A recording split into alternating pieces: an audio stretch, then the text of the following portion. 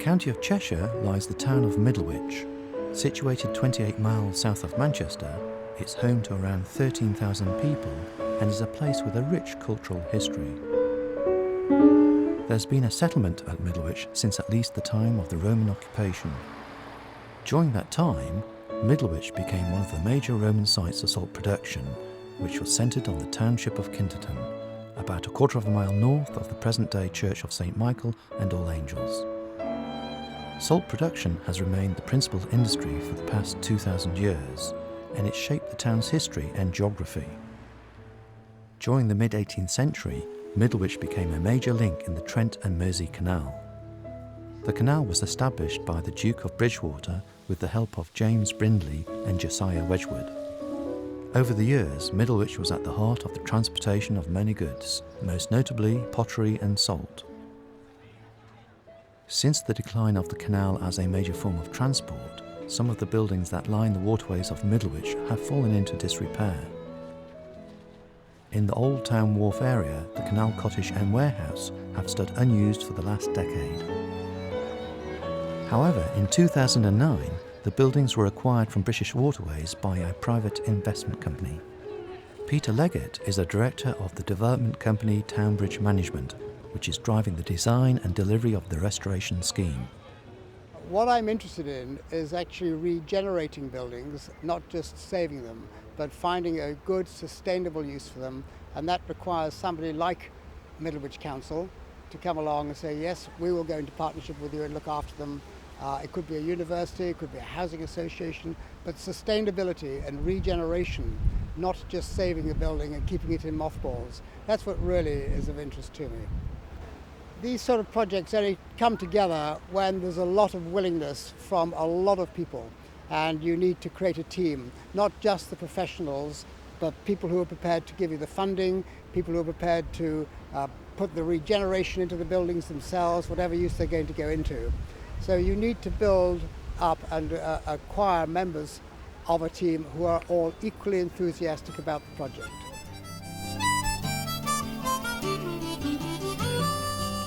Since 1990, there have been initiatives to increase the volume of tourism into Middlewich through events such as the annual Folk and Boat Festival, the Roman and Norman festivals, and regular farmers' markets. The Heritage Development Officer for Middlewich Town Council is Kerry Fletcher. Everything's special about Middlewich, I think, because it's got such a rich history to it.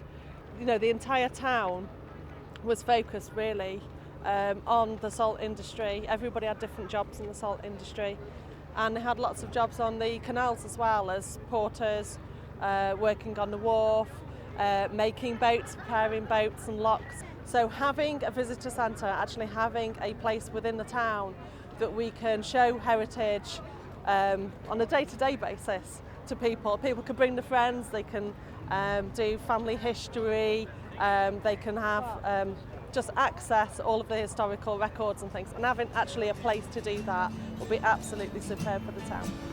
Last night as I lay dreaming, I thought I heard the sound of wooden boats and men running down the pan, the drumming of the horses' hooves. Rob Chambers, an architect with Purcell Miller Tritton, a leading conservation practice, has been appointed to oversee the renovation and development of the properties. Well, critical things, particularly with a lot of the public sector funders, are things like educational benefits, community benefits, and they have to be able to see a sustainable future for the site. Especially if it's the kind of grant agency, then you have to demonstrate that you provided a sustainable future whilst providing increased access to the public and telling the story of the buildings as well. So it's a combination of all those things. Some of the problems here involve there's been a fire in one of the buildings. The buildings have been covered in modern paints, which doesn't allow the brickwork to breathe, which causes it to deteriorate. There's all of those technical aspects. Then there are the spatial aspects of trying to redevelop historic buildings to new uses whilst respecting what makes them special. But it has to be said that's the challenge that excites us, and this is a great example of that kind of work. Some of them worked in a gang. packing the salt right from the pan. She just left school, first job, first wage, becoming a woman, coming of age. Up above where the men kept filling, she met her love. During the 2009 Canal Folk Festival, an exhibition illustrating the past, present and future of Middlewich was presented by Town Clerk Jonathan Williams. Jonathan and the town councillors have given their full backing to the restoration project. The whole point about it is community end use. It's a facility for local people, so we're talking meeting rooms, a place to display heritage. It's an obvious point for information, to signpost people into the town. It's got to have facilities for boaters, water points, sanitation, laundrette, and we'd like to have a cafe, not just to give it an income, but to provide a hub and a heart to the place, so to really bring it to life for the future. The amount of traffic that comes through the canal and through the summer months, and the revenue that's lost because we don't attract people in, means that the town suffers economically. Now, a brand new gateway feature for the canal, but also a new facility for the people of the town, is going to be a tremendous boost to the regeneration of the town centre, with all the economic benefits that implies. It's obvious that the canal system has played an important part in shaping the town's past. Now, as a result of the proposed regeneration scheme, the hope is that the waterways of Middlewich will play an increasing role in the town's future.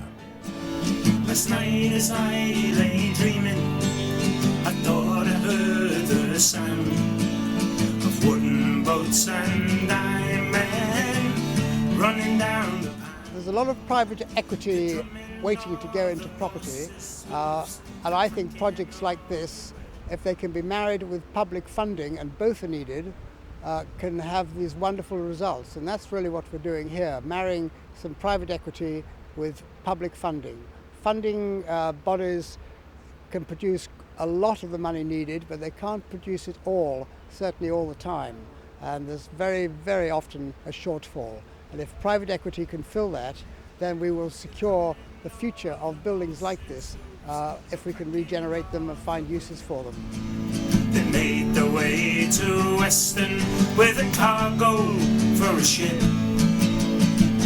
Wooden boats, iron men, coming down the cut again. In my mind I see them then, those wooden boats.